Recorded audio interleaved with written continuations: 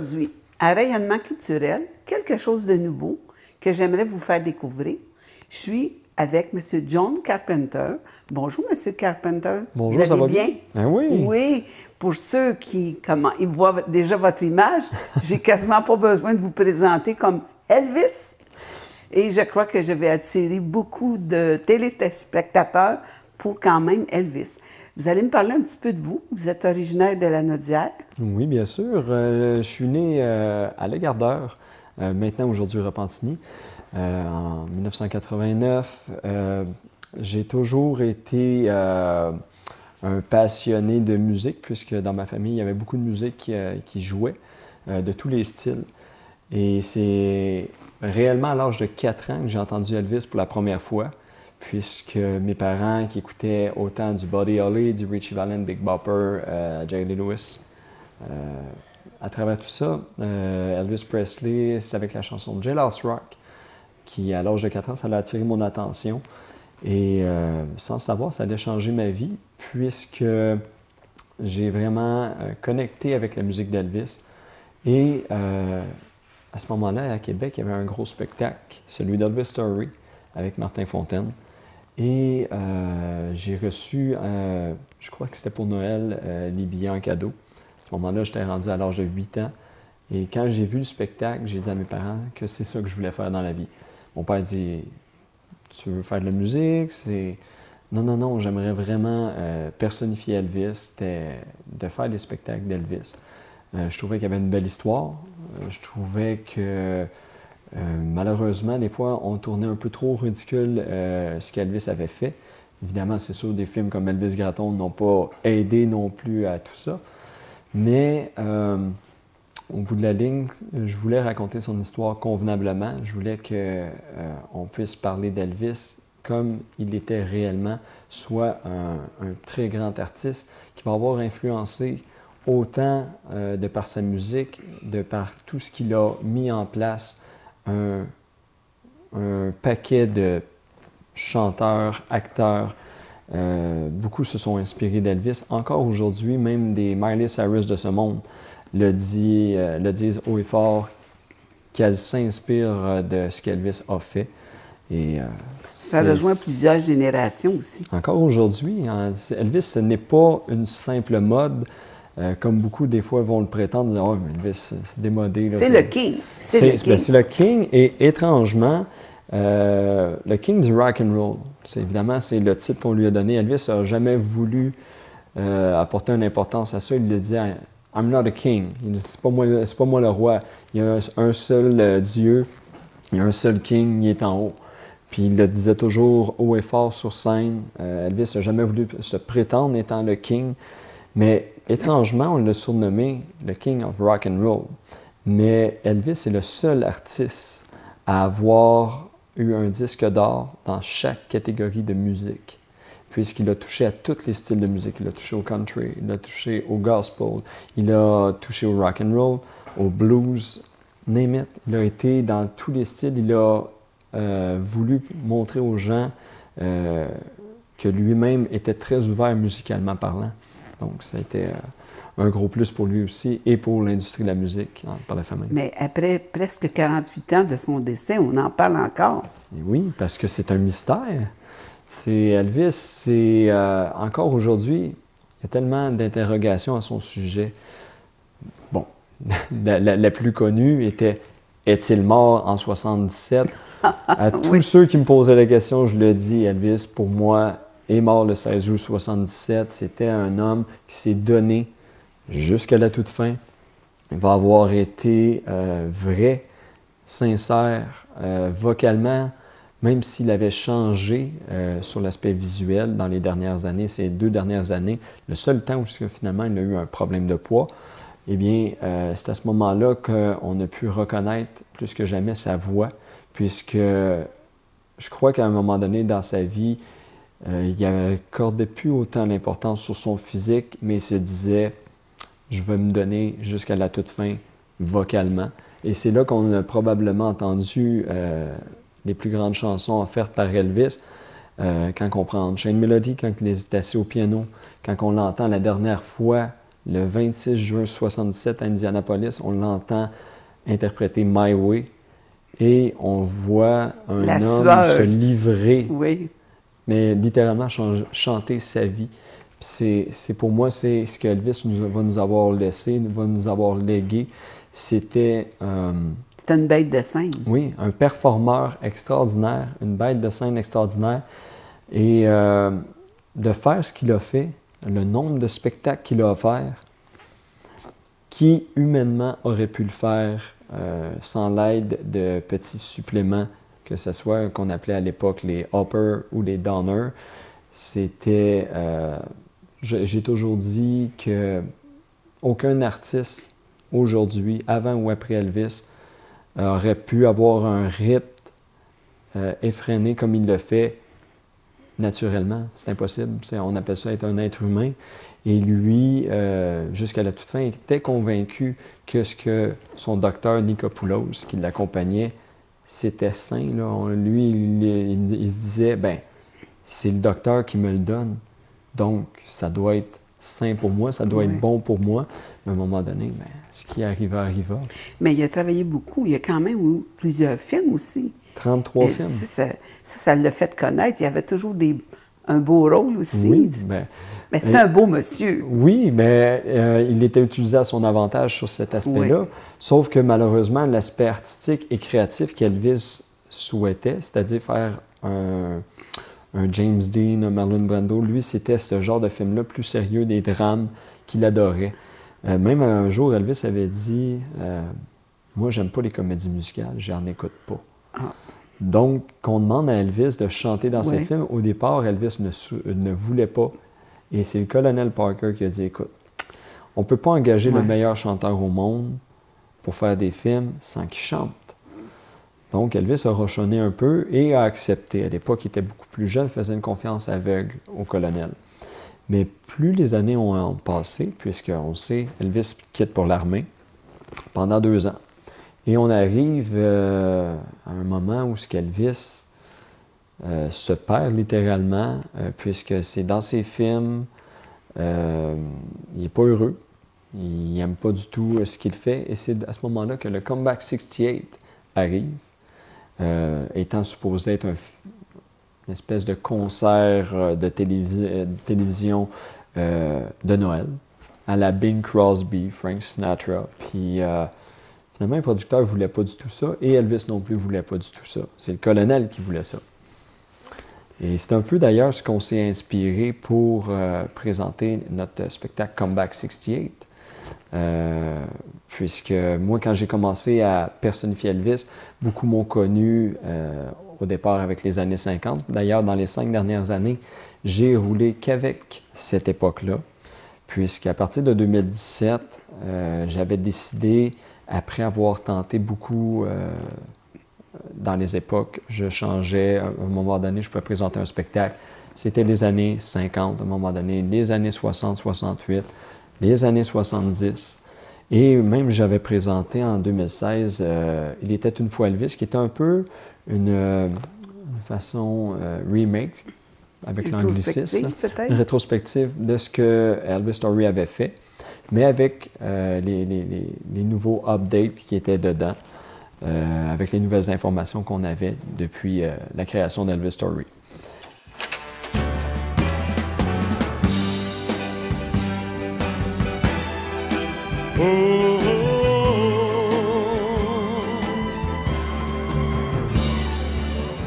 When no one else can understand me, when everything I do is wrong, you give me hope and consolation. You give me strength to carry on, and you always there, lend a hand in everything I do. That's the wonder of you.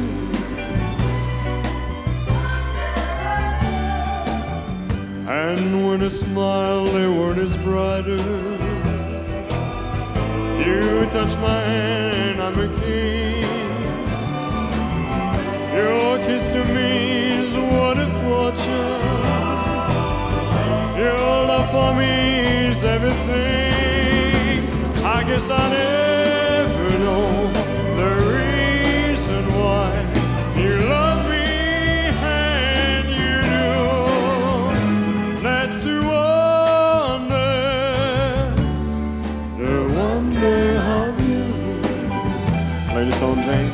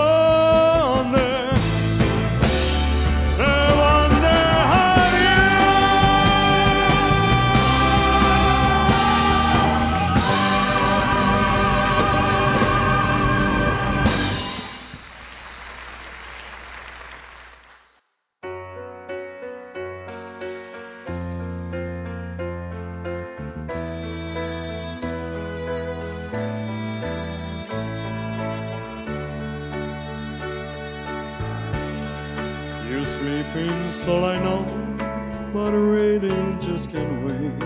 I wanted to explain before it gets too late. Honey, mother and me, love is funny to die. This is no happy home, but God knows what I've tried. Because you're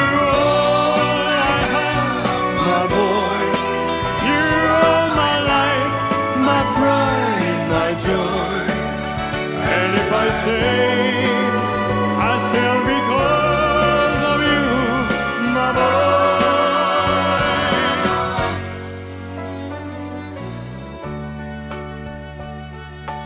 I know it's hard to understand why didn't we ever start? We're low like strangers now, impacting our fire. I'm life, I'm pride, I'm lost in every game. Take it all I can take, or I'll stay here just the same. Because you're all I have, my boy. You're all my life, my pride, my joy. And if I stay, I still because of you, my boy.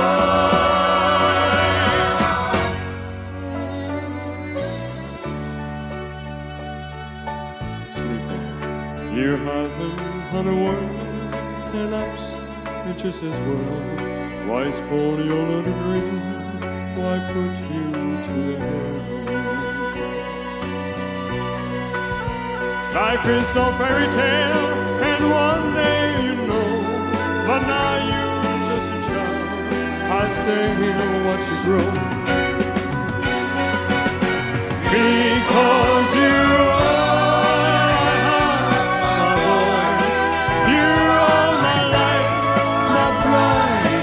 and if I stay, I still because of you, my boy. Yeah, because you're all I have, my boy. You're all my life, my pride, my joy.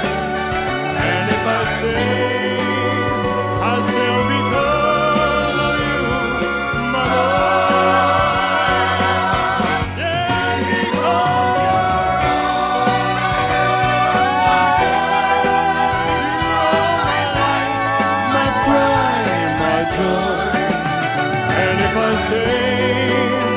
I still because of you, my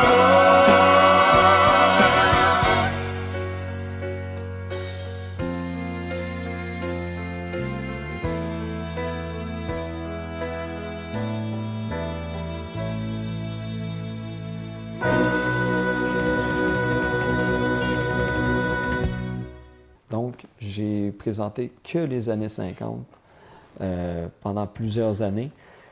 Et là, le désir était aussi de pouvoir, à la demande aussi des gens qui me suivent, les gens qui m'écrivent, qui me disent « ben on aimerait ça te voir peut-être avancer dans la carrière d'Elvis, donc présenter qu'est-ce qui était très populaire. » L'autre décennie, dans le fond. Exactement, ce qui était très populaire.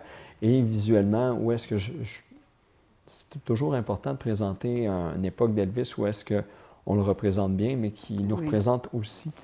Puis moi, je le disais, ce qui me représente beaucoup, c'est la phase 68, 69, 70 d'Elvis, où est-ce que, ce que j'appelle dans cette capsule-là, on voit un Elvis non seulement très en forme, à son meilleur, peut-être? Exactement, à son meilleur. Les compositions qui viennent tout juste d'enregistrer à ce moment-là sont extraordinaires.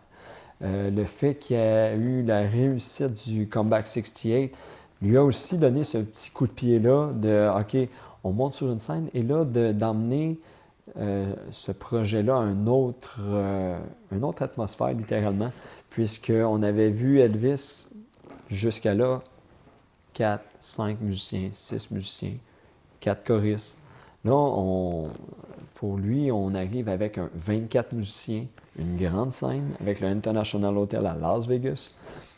Et c'est d'ailleurs ce qui a été aussi l'inspiration avec le spectacle Comeback 68 qu'on présente. C'était bon. J'étais conscient que de la façon qu'on veut l'emmener, ça devenait difficile de l'emmener dans toutes les salles de spectacle, de la façon que moi je le voulais, avec la fameuse scène blanche et rouge. Que dis-je? Blanche et rouge. Et avec les gens alentours, comme c'était à l'époque, ça devenait un peu impossible de le présenter dans toutes les salles, puisque majoritairement, les salles de spectacle se résument à un devant nous. Oui.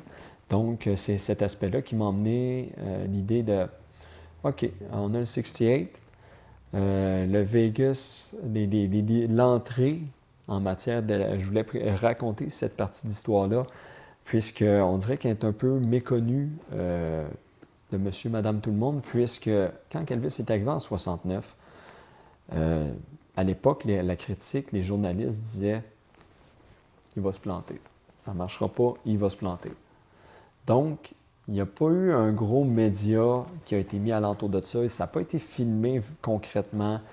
Oui, il y avait des photographes sur place, mais c'est malheureusement ce qu'on a seulement en visuel comme souvenir de ça. Où est-ce qu'on voit un Elvis apparaître avec 2 pièces noires, qui est contraire à ce que nous autres, on est habitués de voir d'Elvis, avec le fameux jumpsuit, qui fait juste son entrée à partir de 1970, puisque après ces spectacles-là de 69, on arrive avec un essai. C'est un essai pour beaucoup de choses. Elvis, on n'a pas la fameuse intro qu'on connaît d'Odyssée 2001 avec tout l'orchestre, puisque ça n'existe pas. C'est arrivé seulement à partir de 1971. Il y a quand même eu beaucoup de choses qui s'est fait depuis ce temps-là. On peut parler aussi peut-être de ses vêtements. Oui, et exactement. vos vêtements aussi. Oui. Bien, c'est les vêtements, j'ai toujours essayé de reproduire le plus fidèlement de ce qu'on voyait à l'époque. Que ce soit juste dans des outfits, que ce soit des foulards, que ce soit des bijoux. Je fais une recherche minutieuse, tel peut-être un historien, puisque les gens qui me connaissent savent que je suis un grand passionné d'histoire. Mais oui. Et j'ai mélangé un peu ces deux passions-là, soit celle pour Elvis, raconter son histoire, le raconter dans les détails. Moi, pour moi, c'est pas un travail, chercher ça, c'est une passion. Oui, c'est ça. J'adore ça. J'ai toujours encouragé, que ce soit dans mes amis qui personnifient aussi Elvis, aller dans cette même voie-là. Je me dis, tant qu'à le raconter son histoire, on va le faire de la bonne façon. C'est pas plus difficile, on va le faire tout ensemble. Puis c'est ça notre travail, au fond, en tant que personnificateur d'Elvis, c'est pas de se prendre pour Elvis. Beaucoup, malheureusement, l'ont fait. Mais il faut regarder beaucoup les films sur Elvis pour avoir les spectacles. Juste le jonc, la bague, c'est quand même comme c'est des reproductions. Exactement. De qu'est-ce qu'il y avait vraiment. Oui, puis il y a tellement de belles compagnies, que ce soit des compagnies canadiennes, des compagnies qui sont américaines, européennes, d'un peu partout, qui, eux autres, savent faire à produire ces vêtements-là, reproduire ces vêtements-là dans un détail. Certains, comme une des compagnies d'ailleurs avec qui je fais affaire pour les habits de scène que je vais avoir cet automne, pour le spectacle de Vegas, où est-ce que je vais être avec 9 musiciens et choristes. C'est une compagnie de Thaïlande, AGM, et eux autres font un travail extraordinaire, un soin du détail, de qualité du tissu. Et souvent, quand je leur fais des petites demandes, eh bien, je vais arriver, je vais m'assurer avec eux que ça soit exactement la même chose. Et certains suits, si on pense, exemple, ils ont tous un nom, c'est ça qui est le fun. Ah oui? Le chain suit, qui était très connu en 1970, et il était jusqu'à C'est récemment celle-là qui était blanche? blanc, avec des chaînes qui passaient dans le devant. OK. Et il y avait une petite erreur, c'était les patchs étaient en cuir noir jusqu'à là. Et l'habit de scène d'Elvis, quand je suis arrivé à Graceland, je prenais beaucoup de photos des habits pour voir plus proche. Et j'ai réalisé que c'était une pièce en suède brun très foncé qui pouvait donner l'illusion du noir. Et quand j'ai commencé à leur envoyer ça, bien, maintenant, ils ont changé la façon de le faire et ils le font de cette C'est façon-là. le souci du détail. Mais c'est du détail. Je le dis, moi, c'est pas d'être, comme on dit, désagréable. C'est d'arriver dans cette passion-là, de dire, bien, on peut le raconter de la bonne façon. Mais les costumes de scène, il y en a toujours des nouveaux à tous les ans que tu dois te faire confectionner. Oui, jusqu'à maintenant, dans les 5 dernières années, c'était pour les vêtements des années 50. Je faisais affaire avec une compagnie du Japon qui est The King Japan. Et avec eux, c'était aussi un souci du détail. Donc, c'était des reproductions pour les vêtements des années 50, que ce soit les chemises, les ceintures, c'était tout. Et aux États-Unis, il y a la compagnie B&K Enterprise. Il y a, je disais, AGM aussi, qui, eux autres, s'affairent à faire les reproductions. Donc, selon le spectacle que je présente, c'est d'y aller dans le souci du détail. Comme pour le jacket que je porte, le manteau, c'est aussi ce que Elvis utilisait pour le 68 Comeback. Puis il était dans ta taille, Il était dans... à peu près. Comme au on dit, début. on a une taille qui est Similaire. similaire. Donc, souvent, je dis toujours un peu à la blague, selon certaines informations, on a 1,83 m. Selon d'autres informations, on a 1,85 m. Donc, je le dis, le plus important dans tout ça, peu importe la grandeur qu'on a. C'est le résultat. Exactement. Est-ce que les gens vont Oui. passer un bon moment? Est-ce qu'on va les emmener dans cette époque qui était si magique? Même récemment, ils vont sortir un film avec des nouvelles images qu'on n'a jamais vues d'Elvis. Ah oui? Et c'est Elvis qui va un peu raconter de par sa propre voix son histoire, puisque en 1972, quand ils ont fait Elvis on Tour, ils ont enregistré pendant des heures Elvis, et Elvis racontait par sa propre voix son histoire. C'est bien. On va en apprendre sur Sûrement, Netflix oui. par le même producteur qui a fait le film récemment d'Elvis avec Austin Butler. C'est du nouveau. Mais là, on peut peut-être parler de l'avenir. Oui, ben, avec un grand plaisir. Ça, c'est tellement de belles choses qui s'en viennent. Pour moi, c'est toujours, je le dis, chaque spectacle est un rêve. Je le dis, on arrive avec le Comeback 68 le 13 septembre. On arrive avec, probablement, octobre, novembre. L'annonce va sortir sous peu sur les réseaux sociaux, pour ceux qui me suivent sur ma page Facebook, sur mon site Internet. On a le From Memphis to Vegas qui, justement, va raconter un peu comment est-ce qu'Elvis est entré dans Las Vegas. Et avec la narration, c'est 9 musiciens et choristes, comme je le disais. Donc, évidemment, des nouveaux habits de scène. J'ai très hâte de pouvoir les... Oui. La commande est passée, on est content. Donc, Mais tout est-ce ça va être nouveau. que c'est toi qui décides selon comment tu vas t'habiller, je veux Oui. dire? Parce que tu as quand même probablement plusieurs couleurs, plusieurs... Oui, ça mais doit être différent aussi. C'est difficile. C'est difficile pour le passionné que je suis, mais j'ai la chance d'avoir mon père qui m'épaule dans tout ça aussi, comme étant mon gérant. J'ai ma mère aussi qui me soutient beaucoup, ma conjointe, mes enfants qui me soutiennent beaucoup dans tout ça. Et des fois, je leur demande leur avis parce que je les trouve tous magnifiques. Puis selon l'époque que je vais faire, bien, des fois, je vais leur dire qu'est-ce que tu préfères, celle-là, celle-là? Puis à un moment donné, on finit par faire un choix. Mais chose sûre, c'est que les gens, si on me demande qu'est-ce qu'ils vont avoir droit, qu'est-ce qu'ils vont pouvoir voir cet automne, autant avec le 68 Comeback qu'avec le spectacle From Memphis to Vegas, ça va être beaucoup d'énergie. Beaucoup d'énergie. Si les gens ont aimé ce qu'ils ont vu dans les dernières années avec l'énergie que je déployais dans les années 50, mais ils vont se rendre compte qu'Elvis avait beaucoup d'énergie de 68 à 70. Et c'est ce qu'on veut vouloir leur raconter aussi, de par beaucoup de nouvelles chansons. Il y a évidemment des très grands classiques, les Suspicious Minds, qui vont en faire partie comme de raison pour le Vegas. Les If I Can Dream, tous les grands succès du 68. Mais déjà d'être à Vegas, quand vous allez aller performer, c'est déjà dans cette bulle-là, ça doit être quelque chose.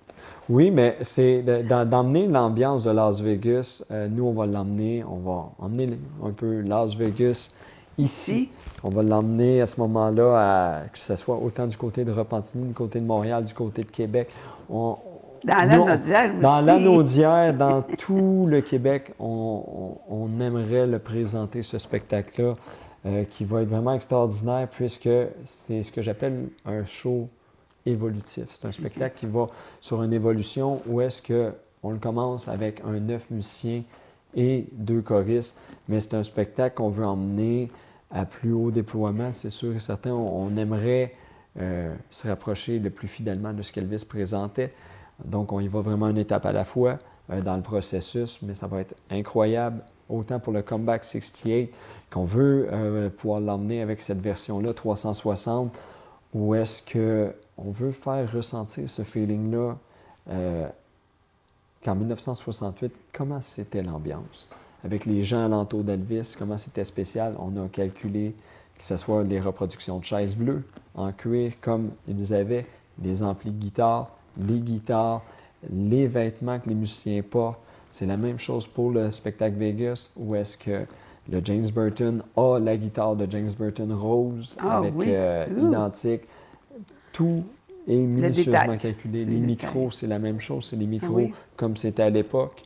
Donc, avec le fil? Oui, avec le fil, le petit micro Electro Voice, qui d'ailleurs, pour beaucoup de sonorisateurs qui ont pu faire le son, étaient toujours impressionnés. Il dit, c'est incroyable. Il dit, même les micros d'aujourd'hui n'arrivent pas à la cheville de ces micros-là. Ils ont un power dans ces micros-là incroyable pour la voix. Et c'est tellement spécial de pouvoir l'offrir, de faire revivre cette époque-là aux gens qui l'ont connue pour la nostalgie, parce que la nostalgie est très forte, mais pour ceux qui ne l'ont pas connu, de se dire, OK, le dernier disque qu'Elvis a sorti, 33 tours, c'était Moody Blue, puis c'est un des très bons albums. Ce qu'Elvis enregistrait, c'était sincère et c'était vrai. Puis c'est ce qui va nous avoir légué jusqu'à la toute fin. OK. Bien, en terminant, je sais que vous êtes un passionné et je suis contente d'en apprendre. Je passerai des heures avec vous. On peut revenir n'importe quand. Hey, j'aimerais ça. Oui. Je peux-tu vous demander quelque chose? Absolument. Peut-être un petit bout d'une petite chanson en a cappella pour terminer. Puis peut-être pour les gens qui regardent, bien, vous allez sûrement aimer cette dernière chanson. Je vous dirais, ça tombe très bien puisque c'était avec cette chanson qu'Elvis terminait ses spectacles. Ah oui? À la période de Las Vegas. Ah. Allons-y doucement avec un Wise men say only fools rush in, but I can tell, falling in love with you. Merci, merci. Plaisir.